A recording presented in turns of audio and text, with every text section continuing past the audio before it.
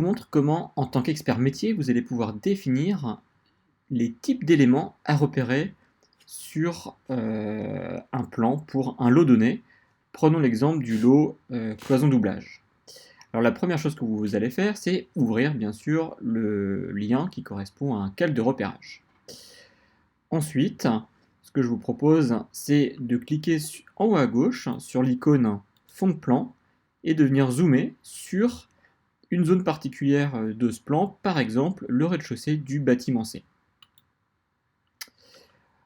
Ce qu'on va faire ensuite, c'est afficher une vue 3D. Alors pour ça, vous cliquez en haut à droite sur la vue 3D.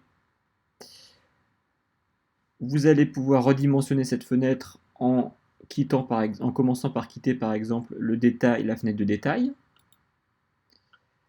Et grâce au séparateur, en déplaçant tranquillement le séparateur vers la droite, on va pouvoir adapter la taille de la vue 3D à par exemple 20-25% de la taille de l'écran.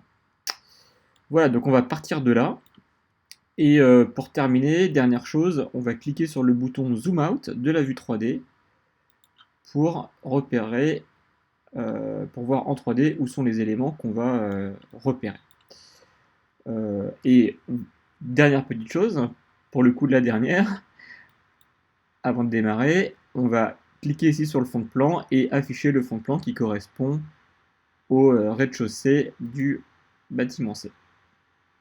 Voilà, et on va quitter. Alors, ce que vous souhaitez faire maintenant, c'est définir les éléments à repérer.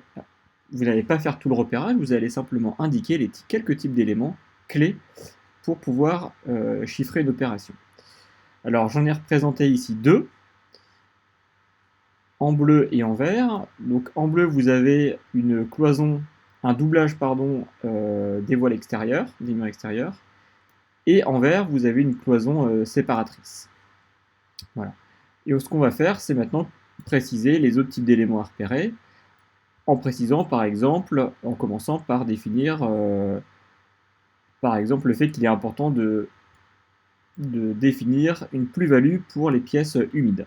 Alors pour ça, c'est très simple, vous allez cliquer ici sur la fenêtre de sélection, la toolbar de sélection d'un type d'élément, et on va choisir ici le bandeau, le groupe, dans le bandeau, le groupe expert.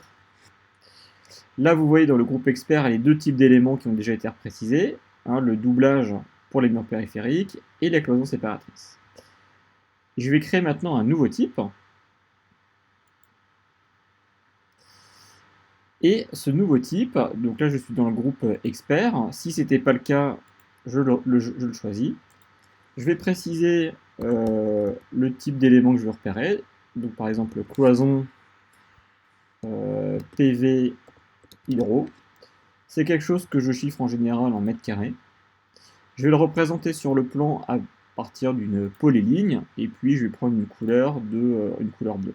Alors cette plus-value, je vais lui donner une épaisseur sur le dessin de 4 cm.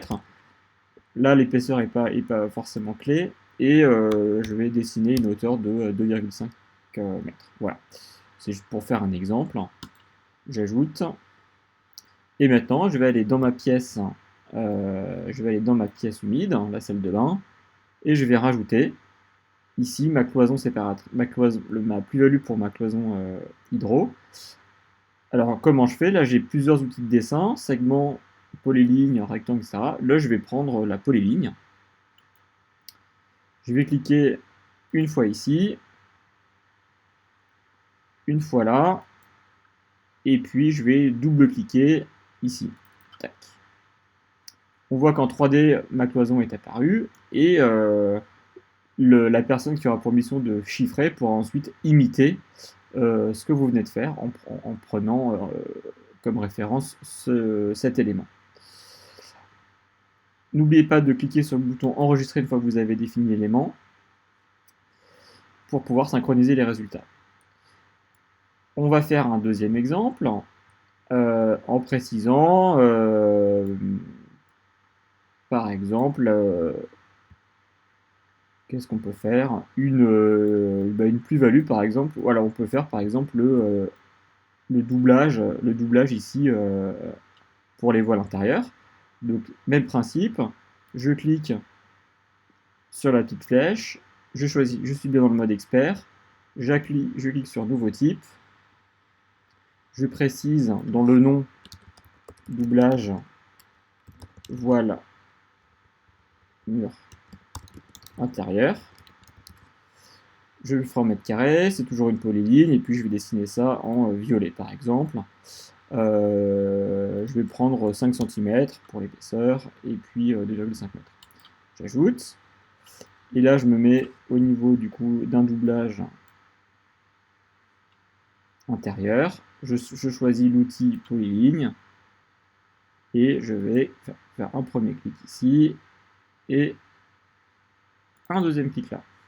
Voilà, et là je vois bien en 3D mon élément qui est apparu. J'enregistre. Alors ce qui est intéressant pour ce lot cloisonne doublage, c'est de préciser par exemple les types d'éléments clés au niveau des tableaux EDF, en précisant par exemple ici le fond de gaine. On pourrait avoir aussi des éléments plus spécifiques pour les gaines, ici verticales. Voilà. Donc à vous de jouer, vous savez dès à présent comment définir des types d'éléments particuliers à repérer, ceux qui seront importants pour chiffrer une opération dans sa globalité.